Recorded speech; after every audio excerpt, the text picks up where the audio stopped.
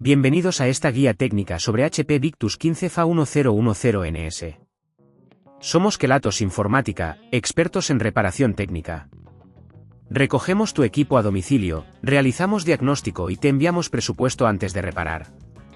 Sin llamadas, sin desplazamientos.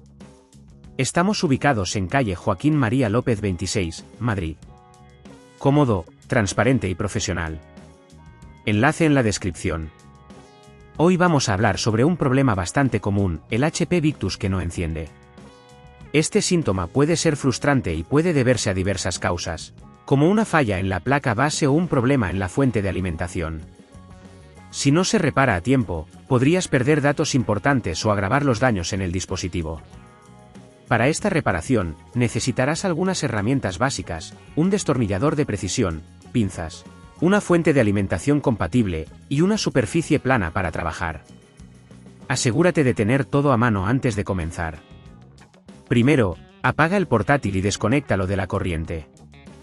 Luego, utiliza el destornillador de precisión para retirar los tornillos de la parte trasera del equipo. Hazlo con cuidado y asegúrate de recordar la ubicación de cada tornillo, ya que son de diferentes tamaños. Una vez que hayas retirado todos los tornillos, utiliza una palanca de plástico para abrir el chasis sin dañar las lengüetas.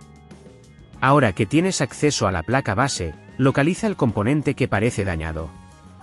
Normalmente, esto sería el regulador de voltaje o el conector de la batería. Desconecta los cables con las pinzas, asegurándote de no aplicar demasiada fuerza. Si en este punto ves que es demasiado complejo, recuerda que en Kelatos recogemos el equipo en tu domicilio y te lo devolvemos reparado. Extrae el componente que falla y, si es necesario, sustituye por uno nuevo, asegurándote de que esté bien conectado. Recuerda que los tornillos deben ir de nuevo en su lugar, y no olvides aplicar una fuerza moderada para no dañar la placa. Una vez cerrado el equipo, conéctalo a la corriente y verifica que encienda correctamente. Si todo está en orden, enhorabuena. Has logrado reparar tu HP Victus. Para evitar que el problema vuelva a ocurrir, es recomendable mantener tu equipo limpio y libre de polvo, así como asegurarte de que el sistema operativo y los drivers estén actualizados.